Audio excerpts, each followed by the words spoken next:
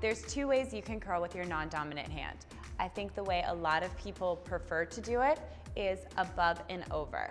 So what you're gonna do, it looks weird, but you're gonna go above and over your head, and then you open up the clamp, and you're just gonna hold it here, wrap it around. I like to hold the ends tight so it doesn't fall out of the iron. And then you keep going and twisting.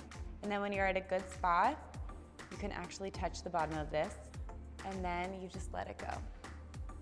And you have your curl.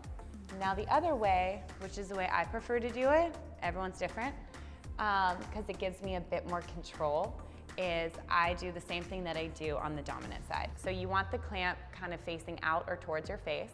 You clamp it, and then you use the left hand for support, and you use the right hand, your dominant hand, to hit the clamp, just basically as you turn. As you're turning the hair, you're gonna lightly touch the clamp. And that's how you curl with your non-dominant hand.